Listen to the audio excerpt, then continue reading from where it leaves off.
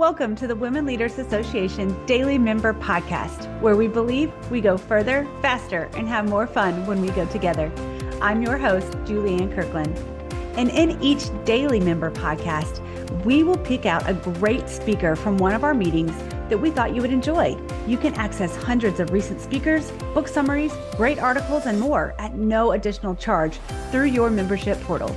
If you would like to get involved in a Women Leaders Association mastermind group or find a networking group near you, or if you just need access to the membership portal, simply go to womenleaderspodcast.com to be connected. Now let's tune in for this incredible message. Oftentimes people laugh at me because I just don't know that much about IT.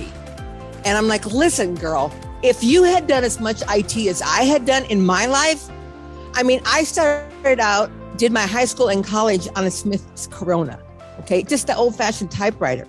I was probably in my 40s before someone asked me, could you fax that to me? I was like, I think the company across the street has a fax machine.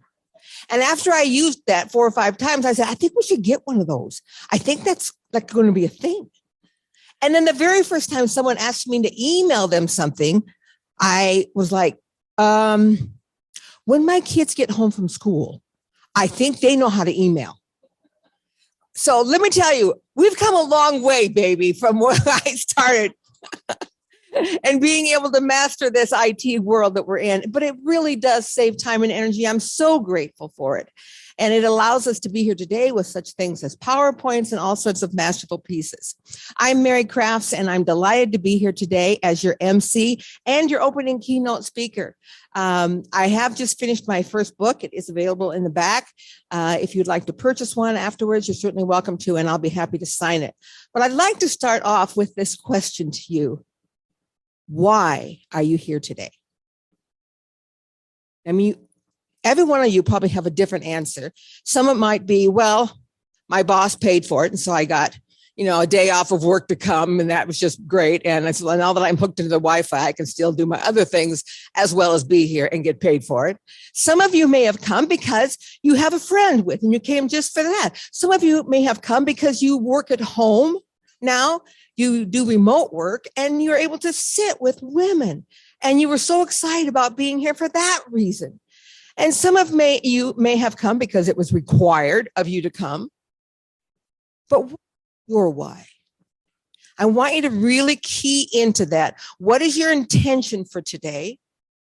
Because that's exactly what you're going to get. If your time here is just spent being here, putting your time in, that's exactly what you're going to get. If your intention is to have something that's said today change the trajectory of your life, that's what you're going to get. So what is your intention for being here today? I have this statistic because I used to speak a lot prior to this life. In my previous life, in my mid-range life, for 35 years, I was a speaker for many international conferences on catering because I was a caterer, okay? And I did that for 35 years. I started in my home with $150 in my pocket. And after 35 years, when I retired and my children now purchased the company and they're flying with it, we grew that to be the largest catering company in the state and 27 times best of state and International Caterer of the Year and lots of other things. But when I was doing that process, that was a different life for me. And when I retired at age 65, I decided I've at least got 30 years left. I don't want to just sit around. I want to do something different. But because I spoke at so many international catering conferences, I know this statistic. 7% of people who attend a conference change their life. Now, when you think about that, yay for those 7%, but 93% come and waste their entire time. They leave having learned nothing, having implemented nothing. And so I'd like you to ask yourself first why you're here. And next of all, which percentage are you going to fall into? Is this going to be worth your time to be here? This is 6 hours of your life. And at this age, I'm 69 now. At this age, what I know now is time is the most valuable commodity that we have. And so if you're going to spend 6 hours of it here, I want it to mean something to you. As I've looked through the people who are speaking today, I'm just thrilled because my opening talk kind of talks about an overview of everything that they're going to go into the deep dive on. So I thought, wow, I couldn't have planned this any better than it is. So I want to start with I have hopefully a lovely PowerPoint. Oh, yeah, that's me. That's what I'm doing right now. That's doing the MC thing. But I'm doing my keynote on you are your own best champion. So when people say, well, what do you mean by that? Think about the different people that you have in your life that you rely on to be your cheerleader. Maybe it's your husband. Maybe it's your children. Maybe it's your parents. Maybe it's your next door neighbors. Maybe it's your best friend. Maybe it's the number of likes you get on social media or don't get. Maybe it's someone at work. When you do something, pretty good and pretty spectacular, and people come up and say, great job, congratulations. Those people are great cheerleaders, and you love to have those people in your life. But a champion is something very different. I want you to think about that word for just a minute, champion.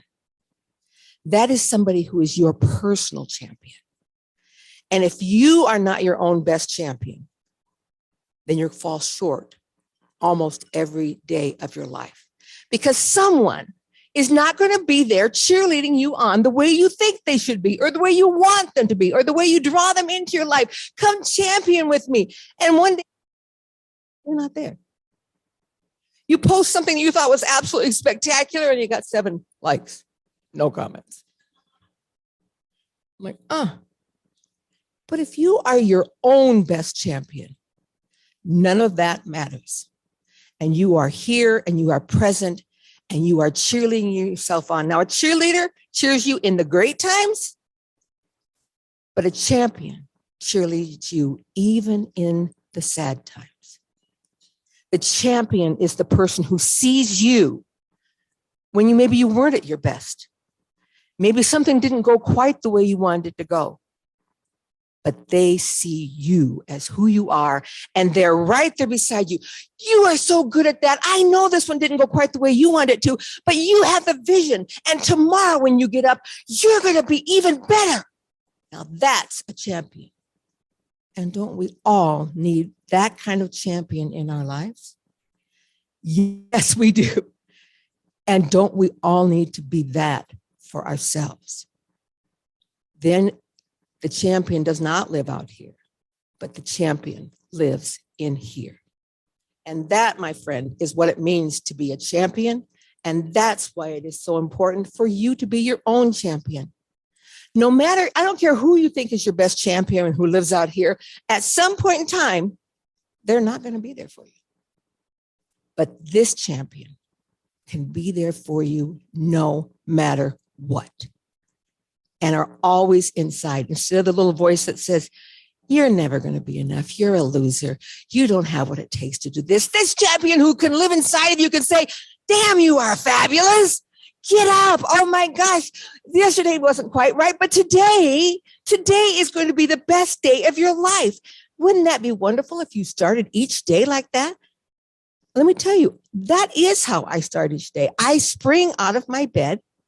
I really do, even at this age. And when I'm by myself, I throw my hands up and I'm like, yeah, let's do this. And I just kind of start and I make my bed. And while I'm making my bed, I do the self-talk. This is going to be such a great day. Because you know what? I have this challenge in front of me, but you know what? I think you've got what this takes. You are going to be able to inspire and touch and teach. And that's what I tell myself all the time while I'm making my bed. That's how I start my day, as my own best champion. What is standing in your way? What's standing in your way of being your own best champion? Well, I can tell you what I think it is. It's that. And this is not a life sentence. This is not something that you think, oh, I have to live with this for my life and I just have to keep stuffing it down and then I can keep going on. This is the thing that was meant to be in your life. There's no accident. It's meant to be in your life, and all of us have it. And the great thing that we have about this, it gives us the opportunity to walk through it. Because I'll tell you, the joy is not over here living in fear. The joy sometimes can be when you're walking through a fear. But the joy is definitely on this side when you put that fear in its place. I've talked to many conferences, and when I talk to women, I usually get what I'm getting right now. This nod. They get it. They like, yeah, I know. When I talk to men, they're like this. One time I was halfway through my talk, and finally somebody who was sitting right here in the front row the whole time that was like this. He kind of got this light bulb. It came on. And he kind of raised his hand just a little bit. I went, yes. And he goes, I think I finally understand. And I said, okay, tell me. And he said, I think my wife feels those things. Really? Your wife? Okay, that's excellent. I said, but you don't feel fear. Well, no, I mean, you talk about fear of physical things and overcoming this. I said, I'm an athlete. I've never been afraid. I just get out there and not kill it. I'm like, okay, I get that. Your fear looks different than that. Look at it. Have you ever been afraid you'd be passed over for a promotion? Well, yeah, but that's not the same thing. Like, oh, I said, have you ever been afraid that you weren't going to make your mortgage payment? Well, that's different than what you're talking about. I said, it is different in how it manifests itself, but the fear is the same. Have you ever been afraid you weren't going to be a good dad? I see the light bulbs start coming on around the room. And I said, we all have this. And the key is whether or not you're going to sit in it your entire life and masquerade, or you're going to walk through it and become a champion on the other side. So I want to tell you about fear. You can achieve great things out of fear if fear is what is going to push you through to overcome it. In fear, what you achieve living in fear is not necessarily your grand adventure. I lived in fear my entire life. From the time I was little, all the way through my magnificent career. I was 20 years, was catering 20 years, already achieving major awards, businesswoman of the year, blah, blah, blah, blah, blah, blah, blah, whole case full of those things. Yet, I was still bound by fear. So you can masquerade and pretend that you're achieving great things and still be bound by fear. This is me, 2003, at 284 pounds. Now, not that necessarily 284 pounds is the issue and the bad thing, but what it represented was my being bound by fear. I was a very successful caterer. And let me just tell you, how many times do you think I heard the phrase, well, you can't trust a skinny chef, That did not help me. I tell you, that did not help me. But people who saw me and passed me, they helped me, who believed in me. And when I saw this picture, this is my 50th birthday party. When I saw, this is back when you went to Kmart to get your film that was processed. Some of you are too young to remember that, but you actually did do that, okay? And I got the pictures. I was so excited. Most of them are gray, that kind of things. Just completely did not work. But some of them came out and I saw my friends. And then I saw this picture and I just began to weep because I never in my wildest dreams imagined that at age 50, I was still going to be so bound up with fear and that I was going to be using my weight to protect me from my fears. And as I sat there and looked at that photo, I thought, how do I get out of here? I don't know how I got here even, let alone how I'm going to get out of here. And I sat there for about 2 hours in that parking lot, thinking through what had me bound. It was not my weight that had me bound. It was my fear. And what is the base fear of all of us? You may say, oh, I fear of failure. I fear of being rejected, fear of not being accepted, fear of being unlovable, You got it. But they all boil down to one fear. And it's the fear that we have inside of us that we're not enough. Why do you fear failure? Because you fear you're not enough. Why do you fear being passed over for a promotion? Because you fear not being enough. And I began to make a list of all the things that I was afraid of and what I did to compensate for that fear. And at the time, I was involved in a marriage that was very fearful for me. And I began to be aware that when I was heading home, my first thought was, I need to stop and get something to eat, rather than facing the fear that I had of being at home. And when I became aware of this fear and the behavior and the patterns, I began to be able to set one by one those fears aside and began to walk through it. This phrase right here is the phrase that changed my life. I put it on a Post-it note in my bathroom, and I kept it by my computer, and I kept it there for 10 years. I mean, sometimes I had to replace it. The cleaning lady messed it up or different things, but I had it there could I ask myself this every single morning when I got up? What would I do today if I were no longer afraid? And I would go through it and I would think through my day. What's in my day? What am I going to be facing today? What's in front of me? And what would I do? And what would be my reactions if I weren't afraid? This is going to sound very strange as you look here, looking at me today. One of my fears was meeting people. Yeah, right?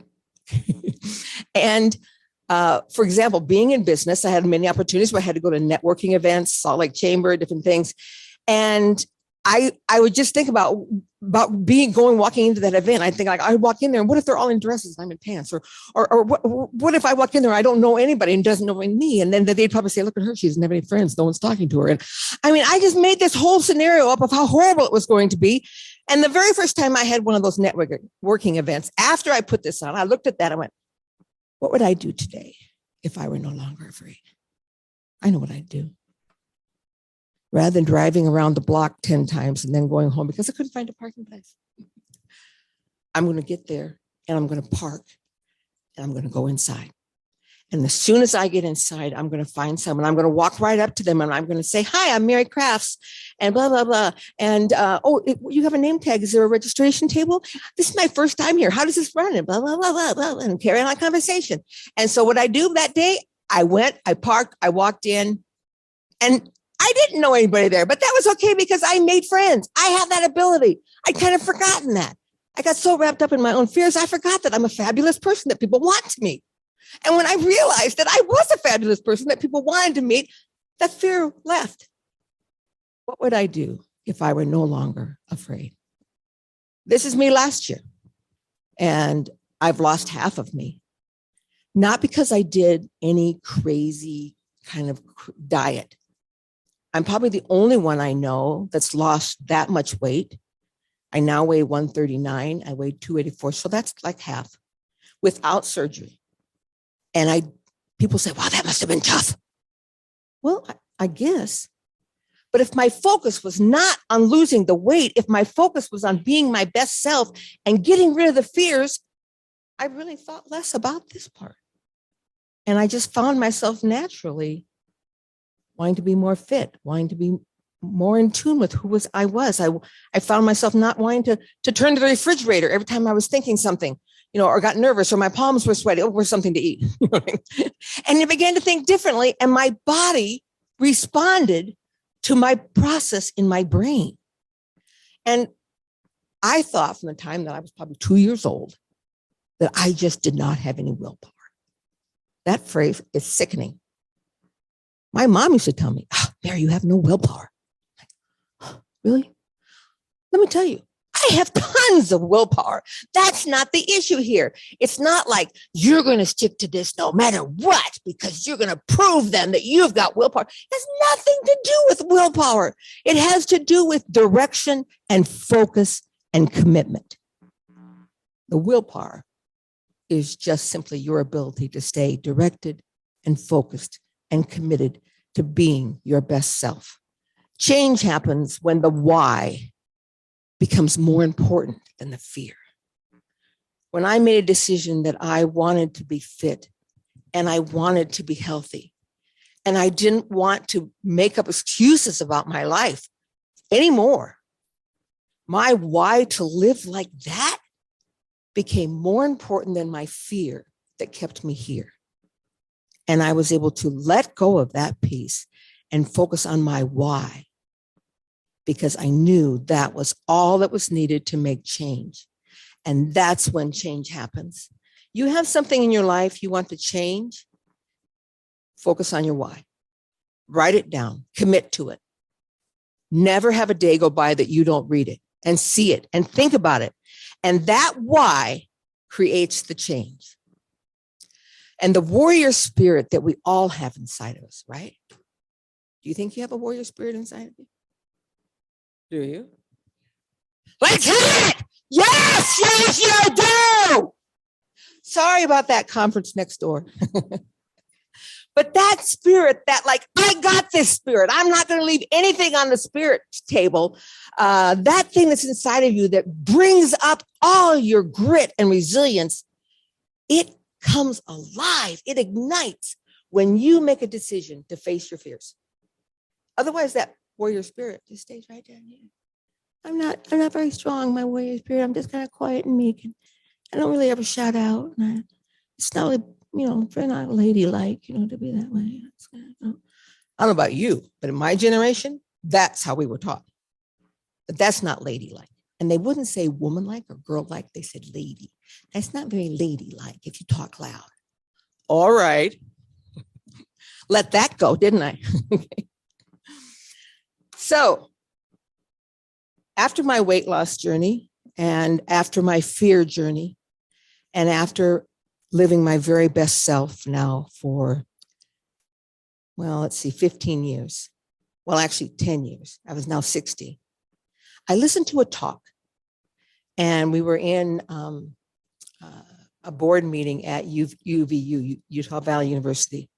And the guy that talked was also on the board, and he was the only man, still the only man or woman, who has ever summited all 7 peaks and sailed all 7 seas.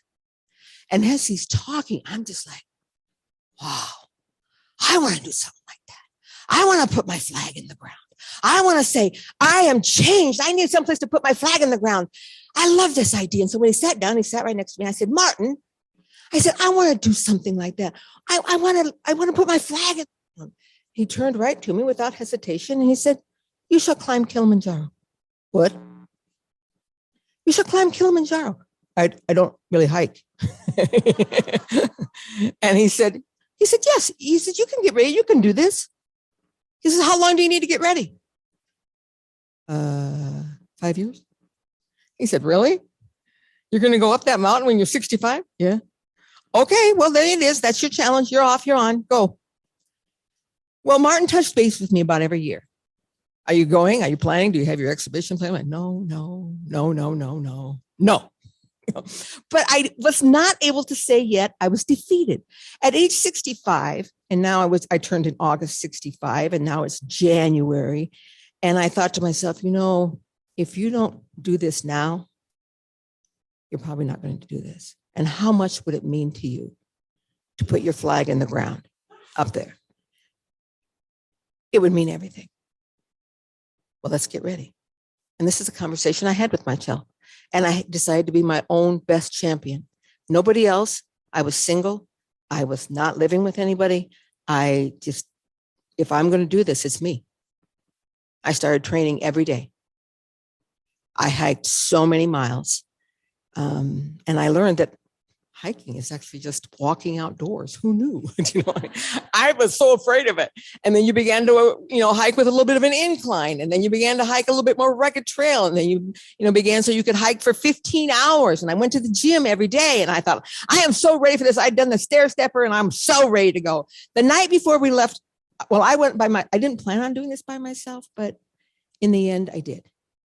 And I did not know when I went the emotional and physical toll it was going to take on me. The physical I was ready for. I wasn't ready for the emotional.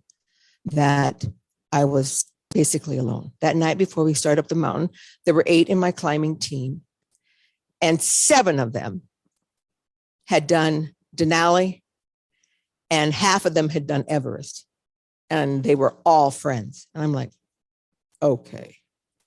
And then they're talking about what they did, what their training regimen looks like. And this one lady, I was the oldest by 15 years. And this one lady said, well, I do stair chest stepper every day. And I'm thinking, oh, I did that. I did that. And then she said, and I vary between 25 and 30 pounds of rocks I carry in my backpack. I'm like, I didn't do that. Okay. And then, and then this one other man said, yeah, I usually, do somewhere about 125 miles.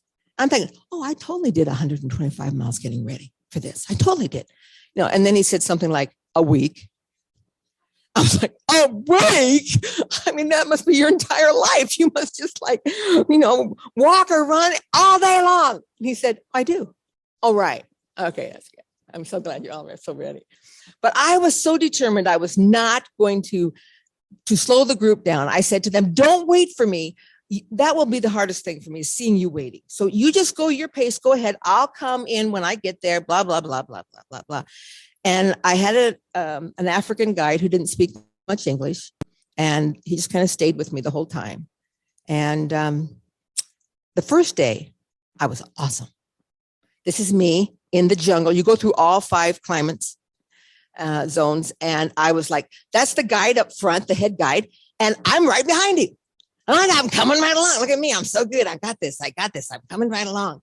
And what I began to realize, though, is that every single fear that I thought I had overcome, the fear of not being enough, the fear of not being dressed right, the fear of being rejected by my peers, the fear of failing and going home, I faced on this mountain again. This is me the second morning. Look at me. I'm so happy. I'm so excited. I'm like, yeah, let's go. I'm going to get this. Let's go. And when we were ready, I was just like, yes. I was so awesome yesterday. I led the whole team. But as the climb went on, my age and my training caught up with me. And this is me, the end of the 3rd day. We always took a picture under these signs when you would get to the camp. And they had already taken their picture. I came in late. My photo was alone. And you could see the look on my face. I don't know. I began to doubt. I began to be afraid. When I talk about this, I can feel it, just like I did there. It's been 3 years now, and I still feel it. This is me, the day of the summit. Now you've Achilles, you start at 6,000 feet, Achilles at 19,400, and they do an up and down climb. You climb high, and then you go back down to sleep. The first day they told me that, I'm like, you got to be kidding me. I've climbed up here. We're going to go back down to sleep. That is ridiculous. I'm just going to wait here. You come back and find me when you're way back up, And they're like, no, it's climatizing your lungs so you can go up that high without needing oxygen. And this is as high, Achilles as high as you can go without oxygen. And I'm like, okay, fine. Then you go back down, because going down for an older person is worse than climbing up because of your knees. And then you start over again. This day, after 5 days of climbing, this day, instead of getting up at the usual 6 a.m., we get up at 10 or 11:30 p.m. because you hike through the night for the first 6 hours. So you're up on the summit, somewhere close to sunrise, and then you have to come back down. And you're only on the summit for 15 minutes. Let me tell you, if you make the summit what your life is about and the value, let me tell you, a year of training and 5 days of climbing for 15 minutes on top, it ain't worth it. But it's the value in the journey. And then what you do with your life after that, where the value is. And that's why it's worth it, to do whatever summit's in front of you. So I don't usually tell the story, but I'm going to take me half time to tell a story. So they have this thing called Venus to Mars. Do you know what that is? It's this little plastic funnel thing that women can use to turn into Mars. Got this? I'm like, when I got mine, I tried it the first time at home, standing up in front of my toilet. I'm like, oh, dang, this is awesome. I'm going to carry this with me in my purse and never sit down in a public bathroom or toilet again. I love this. This is awesome. And when I got there the first night, what I learned was that the tent you're in, you can't stand up in. So when you're kneeling, the trajectory is completely different. And the first night, I completely messed it up.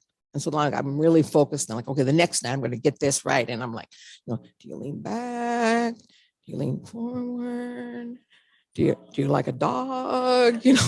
What is this? And here it is, the night before we start up this crazy 15-hour day. And like, I've got to get this right today. There's no, because you don't have towels. You only have dirty clothes and very few of those. And I'm like, okay, I'm going to get a check. I'm in the right spot. Check. Right spot. Okay. Just going to let out a little bit. You ever tried to do that? Just let out a little bit. A little bit. A little bit. Okay. This is good. And then, and the thing had popped out of the bottle and, there it was. And I'm completely soaked and wet. And I'm like, I'm heading up to where it's -4 in wet clothes. And so I dried them out in dirty clothes and pushed on them as much as I could. And then I realized the only way to begin to get them dry was to put them inside my sleeping bag with me, lay them out on my body, tighten this puppy down, and just pray. And when I woke up and the guide is banging on your door, get time to get up. You have an hour before we head up. And can I just also say, I am a good person. And here in Utah, I was treated with respect. People called me a badass. They don't know who I am. And they just treated like I was like nobody. Get up, time to go. Mary, keep up. It was just like, oh, nobody's taking special care of me. Nobody's making me a special case. Can I be a special case? Nope, keep up. And so I got up, I got dressed, and lo and behold, they were dry. It was a miracle. It truly was a miracle. And as I started up that mountain, they saved the lead guide to go with me. Everyone else went ahead because they knew I couldn't keep up. We started up and he turned to me and he said, Mary, there are 3 rules today. And you must obey. Obeying hasn't always been my high, skill. And I said, okay, I got it. I got this. And he goes, you're not very good at listening. I go, no, I got this. I got this. What are the 3 rules? And he said, 1, you have to eat and drink. Okay, this is easy. That's easy. I thought that was easy. He said, 2, we never stop for more than 5 minutes because the sweat on your body will freeze and you'll turn into an ice sheet and we won't be able to recover. You get hypothermia and we have to come down immediately. Okay, I can keep moving. I got that. It's good. And he's rolls his eyes. And then I said, what's the 3rd one? He said, you have to step always where I step, never any place else. I go, I can follow you. I got this. You have the little headlamp. See? Yeah. Those people behind me are coming down, not from the summit. The summit, you come down different way. They're coming down because they got elevation sickness and couldn't make it. So I kept complaining. John, I think my feet are frozen. I think I'm getting frostbite. You're not getting frostbite. Just keep moving. And we go and go. And we stop for our 5 minutes and we get up and go again. And stop. John, my toes are so cold. I don't think I'm going to make it. I said, I think they're frozen. I think because they're not frozen. You're walking, you're moving. And finally he said to me, do you want some toe warmers? And I go, oh, you have toe warmers? Yes, I do. And so I started to try and unbuckle my gaiters and different things. And my hands were so frozen, I couldn't get it. And he said, sit down, let me do this. And he'd been so rough with me. And suddenly he was like the most gentle, wonderful person. He unbuckled my gaiters, took off my boots, took off both pair of socks that you wouldn't want me to get close to. He put the toe warmers in there, put both pair of socks back on. As he's doing this, I said to him, Big John, do you have a mom? He said, yeah. I said, how old is she? 61. Do I remind you of her? Nope. Why not? She wouldn't do this. She couldn't do it. You can. A kind, tender word. Oh, thank you. We got everything back on and go. And I went to stand up and I was like, John, I'm so cold. And he looked at his watch. He says, we've been stopped for 20 minutes. I go, please don't make me go back down. I don't want to go back down. Please, I don't. And I just couldn't even get my words out. He took off his big warm parka, that big green thing, and put the warmth of his body on mine. He took off his big gloves, put them on mine. And it was no longer, hi, is this a cute outfit? I was just like, oh, okay, let's go. And we kept climbing and climbing. One time he took such a big step. I'm like, oh, I can't make that. And so I stepped over here because it was easier. And then I would step. And then just in time, he reached around and grabbed my arm and set me back and said, didn't I tell you always have to step where I'm stepping? I go, it was too big. I couldn't make that far. He goes, you almost went down 1,000 feet. I've been up here 166 times. How many times have you been up here? None. He goes, well, then you almost killed yourself. I go, I'm sorry. He goes, why didn't you follow my footsteps? I said, it was too big. He goes, then why didn't you ask for help? Helping's not easy, asking for help. But that was the last time I did that. When we got to the first summit, he said, he goes, you get a certificate here. And I said, I'm going on to the second summit. At one point, Big John said to me, Mary, look over your shoulder. I looked over my shoulder and that's what I saw. I said, is that the sun? Is that the sun? He goes, yep. That means we've been climbing for 6 hours. It's only 7 hours to the summit. I'm going to make it. I'm going to make it. He said, yes, keep moving. I was like, okay. This is the first summit. I still have all my stuff on. There's Big John, not like most Africans. He was big. And he said, we can go down now, Mary. You'll still get a summit. And I said, no.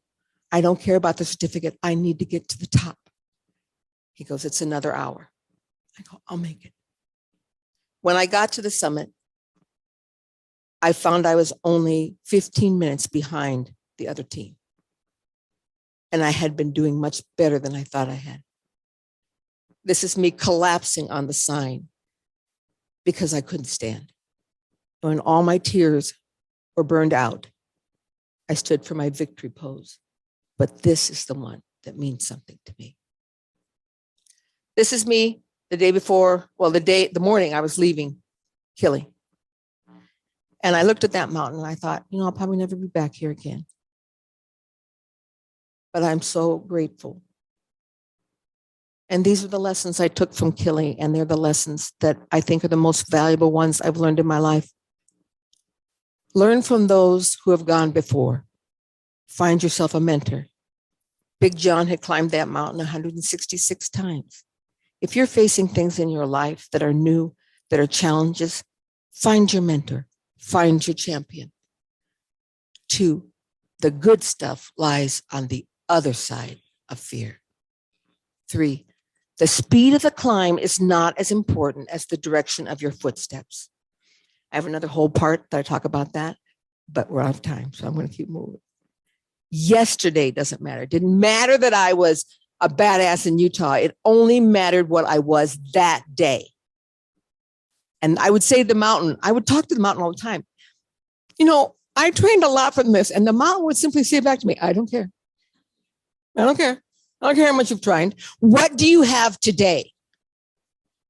And that I ask myself every single morning.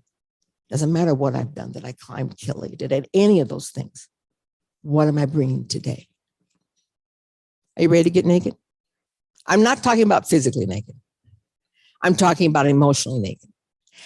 Because that is the key to the passageway. Here lives fear. Here lives love. And the passageway between the two begins with getting naked. If you can be vulnerable, if you can let people see those things you've always thought no one should see, because they would stop loving you or they would think less of you. If you can be naked and vulnerable, you take your first step into the passageway. This person was not ready to get vulnerable, was not ready to be naked. but I learned to be. And so can you. Your level of self-empowerment is equal to your willingness to be vulnerable. As I always say, the healing starts when the hiding stops. Step up to accountability, and that's the good news. I met with a woman this week for lunch, and as I listened to her whole story, I realized she was living in Victimville. And I just turned to her and I said, are you ready to pack your bags? Because we're leaving Victimville. And she did. Ask, how is this happening for me? Rather than how is this happening to me? You ever do that? Why is this happening to me? Instead, how is this happening for me? And I can tell you, if you can see that, the entire trajectory of your life, no matter how old you are, will change. Move from living in fear to moving in love. That's another whole life. But this is what I want you to take away right here. Nothing is impossible. And what? It's never too late. Hey, my friend, if you enjoyed listening to this podcast, be sure to rate, review, and share your biggest takeaway. And if you're wanting more, you can access hundreds of recent speakers, book summaries, great articles, and more at no additional charge through your membership portal. You can also get involved in a Women Leaders Association mastermind group or networking group near you. Or if you just need to access your membership portal, simply go to womenleaderspodcast.com to be connected. Because here at Women Leaders Association, we believe we go further, faster, and have more fun when we go together. That's all for today, my friends. Bye for now.